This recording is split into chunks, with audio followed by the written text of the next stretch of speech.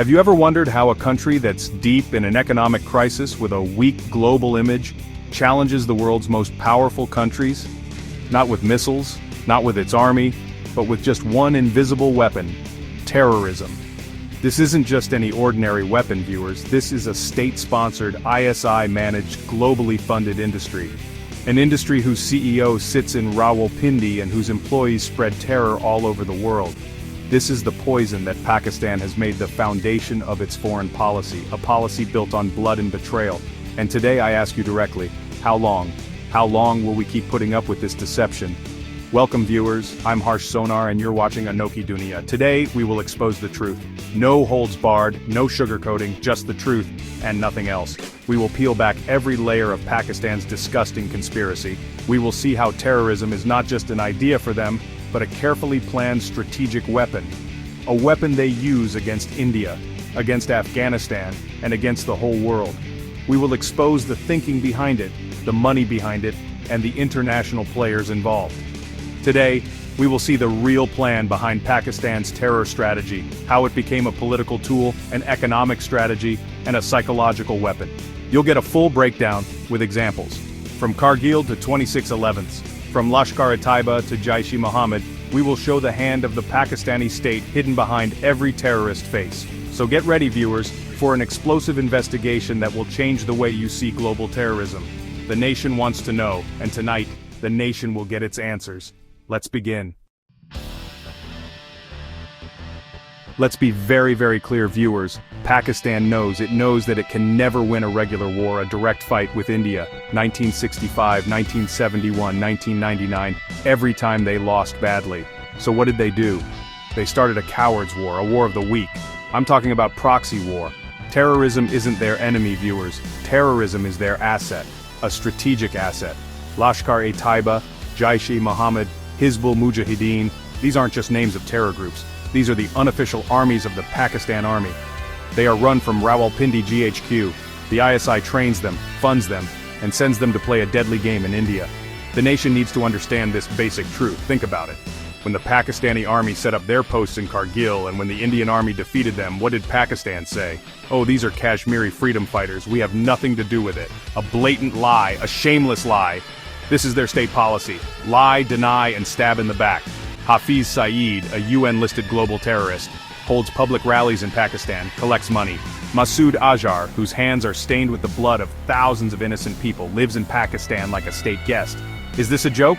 I ask you, is this a joke? These aren't just terrorists. These are their soldiers for strategic depth. This is a very well thought out plan. Low cost, high impact. It costs a lot to train, equip, and deploy a soldier at the border. But a terrorist? They are pushed into the jaws of death with a few thousand rupees, an AK-47, and a false promise of heaven. Pakistan benefits in two ways from this. First, they can deny any involvement. They tell the world, we are victims of terror too. And second, they can constantly hurt India. Continuous attacks on our security forces, damage to our economy, and creating an atmosphere of fear among our people. This is not war by other means. This is war by the most dishonest means. The question is why? Why does Pakistan do all this? There are three big reasons behind it, viewers. The first and biggest reason? Strategic parity with India. Let's face it, India is a rising global power. Our economy, our military strength, our global standing, we are miles ahead of Pakistan in everything. This creates a deep-rooted feeling of being less important in the Pakistani government. They can't compete with us in a normal way. So, to balance this difference, they use terrorism. For them, a terror attack is like a speed bump on India's progress. This is their way of saying, you can't ignore us, we can still hurt you. The second reason is Kashmir. Pakistan has made terrorism the oxygen to keep the Kashmir issue alive. Whenever they feel that the world's attention on Kashmir is lessening, they arrange a big terror attack. The Pulwama attack, the Uri attack, these are all examples of this pattern. The goal is simple: make the region unstable, create chaos, and then go to international platforms and cry about Kashmir's human rights. They set the fire themselves, and then pretend to be firefighters. It's a cynical, manipulative game to keep the Kashmir issue boiling, which helps their local politics and military establishment keep going. And the third, and perhaps most important reason, is domestic control. Pakistan's army and ISI need to keep their people under control. They need an enemy. India is that permanent enemy for them. When there's unemployment, high prices, political instability in the country, what's the easiest way? Turn the public's attention towards India and Kashmir. Terrorism is a tool for them to light a false fire of nationalism and hide their failures. They tell their people, we are in danger, India is going to attack us. And in the name of this fear, the military establishment has taken control of all the country's resources. Viewers, let's be direct. Pakistan isn't playing this terror game alone. I want to ask tonight, who are its helpers? Who are these global powers who have, for decades, ignored what's happening? First, during the Cold War, America, and Western countries. To get the Soviet Union out of Afghanistan, they made Pakistan a frontline state. Money, weapons, training, the CIA provided everything. And the ISI turned this jihad into an industry. Osama bin Laden, the world's most wanted terrorist, was a result of this very alliance. America closed its eyes because they wanted to get what they needed. They started a fire and left, and that fire is still burning the whole world today. Then comes Saudi Arabia. To spread Wahhabi beliefs, Saudi Arabia gave huge amounts of money to Pakistan to open terror factories disguised as religious schools. This is the belief system that fuels groups like Lashkar-e-Taiba and Al-Qaeda. They funded the software of terrorism. They called terrorists mujahideen, and they financially supported their jihad. This was a partnership based on shared beliefs whose goal was to increase their influence through terror. And Pakistan became a willing tool for this because it was getting money and a strategic weapon. It was a win-win for those who profit from terror. And today, viewers, who is Pakistan's biggest supporter? China. Why does China protect Pakistan? Every time India tries to get a terrorist like Masood Azhar declared a global terrorist at the United Nations, China uses its veto power to save him. Why? Because Pakistan is a key part of China's big plans for the region. CPEC, the China-Pakistan Economic Corridor, is a very important route for China. That's why they cover up every mistake, every crime of Pakistan. Pakistan is a pawn for China, a tool to counter India.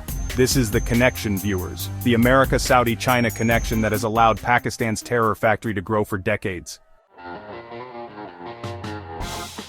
Viewers, we need to stop thinking of the ISI as just an intelligence agency. No, the ISI operates like a big company, a terror company. Let's call it ISI Incorporated. Its main office is in Abra, Islamabad, and its leaders sit in Rawalpindi GHQ. This company's business model is terrorism. It's a very professional, organized, and ruthless group. They practice terror like it's an art form. Every operation, every attack is planned and carried out like a company project. It's a well-oiled machine of death and destruction. Now let's look at how they are organized. ISI Inc. has different departments, different areas of terror. One department handles Kashmir operations, for which they have launched brands like Lashkar-e-Taiba and Hizbul Mujahideen. Another department handles Afghanistan operations, for which they have supported the Haqqani network and the Taliban. There's a third department that works to cause trouble in other parts of India, like Mumbai and Delhi, for which they created proxy groups like Indian Mujahideen. Each group has a specific KRA or key result area. Let's job is to carry out high-profile suicide attacks in India. GEM's job is to target security forces. It's a varied collection of terror activities, and look at how this company is managed.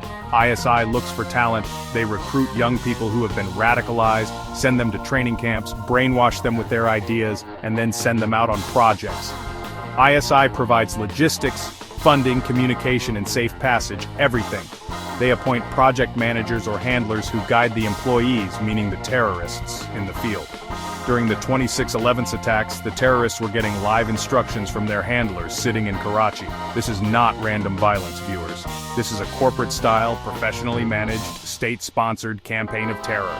And the CEO of this company is the Pakistani state itself. Every business needs money to run. So, who funds this business of terrorism, this industry? Where does the money come from?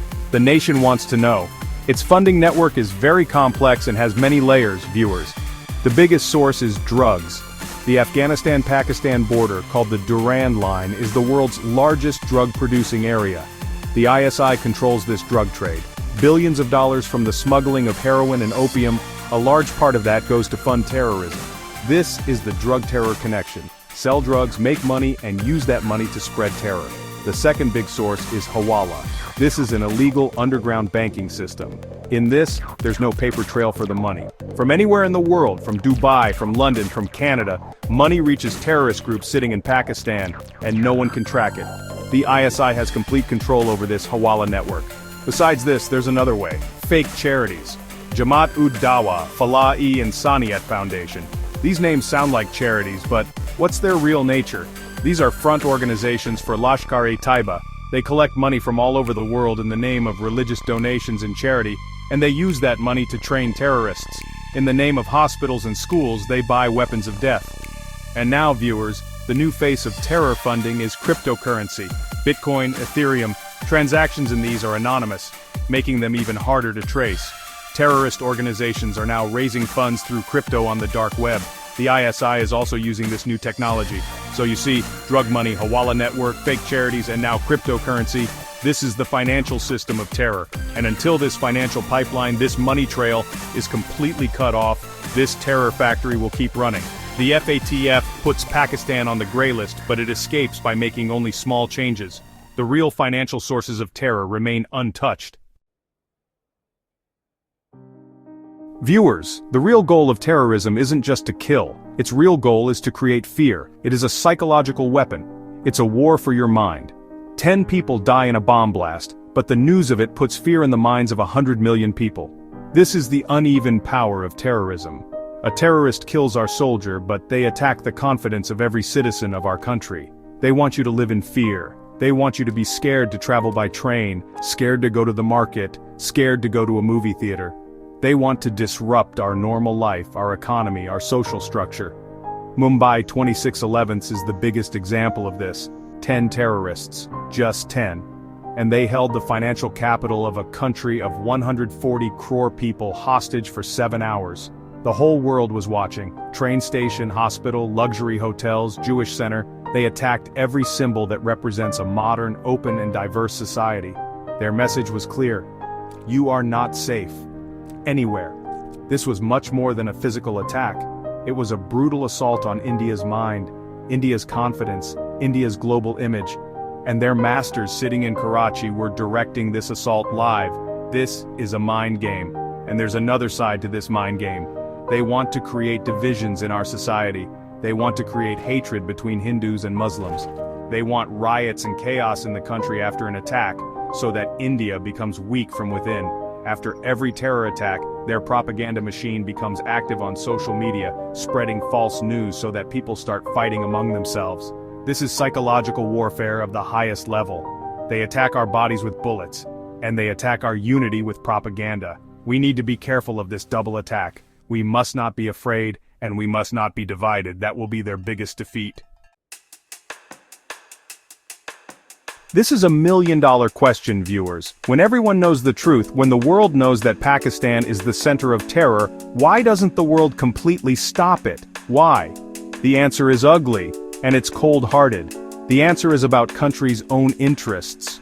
Every country puts its own interests first. America needed Pakistan to get out of Afghanistan. China needs Pakistan to control India. Saudi Arabia needed Pakistan to spread its religious influence. In this global chess game, terrorism becomes an acceptable side effect. Your terrorist is my strategic partner. This is the hypocrisy of international politics. The second big reason is the weapons business.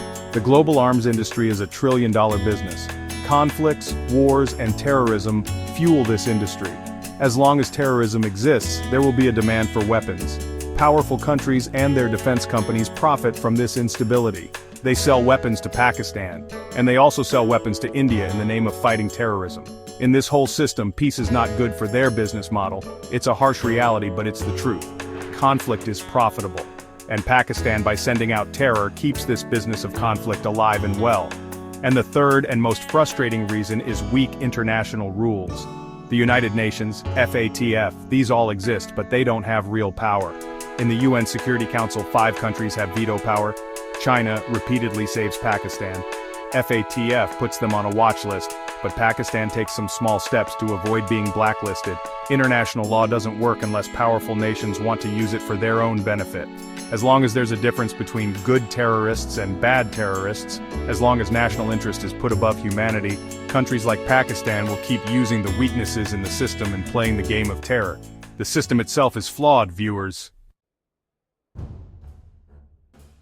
So what have we seen, viewers? We've seen that Pakistan's terrorism is not a random act of violence. It is a planned, state-sponsored, multi-billion-dollar industry. This is their foreign policy, their military strategy, and it has become a part of their national identity. They have turned terror into an art, a science, and a business. From proxy war to psychological warfare, from drug money to global alliances, at every level they have built and strengthened this system of terror. This is a cancer that Pakistan has nurtured, and now this cancer is spreading all over the world. The question is not if we should act, the question is how. This problem won't be solved by military action alone. We need to break its financial network. We need to dismantle its system of ideological support. And most importantly, we need to hold those global powers accountable for their hypocrisy, who cover up Pakistan's crimes for their short-term interests. India needs to create a complete plan, diplomatic, economic, and military. We need to tell the world that there is no good or bad version of terrorism. A terrorist is a terrorist, period. Pakistan has made terrorism not just an ideology but a business model, political leverage, and a tool for psychological manipulation.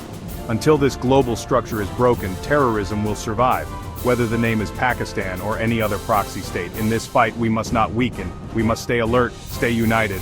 I, Harsh Sonar, bid you farewell. Keep thinking, keep asking questions, because when you ask questions, a voice will rise.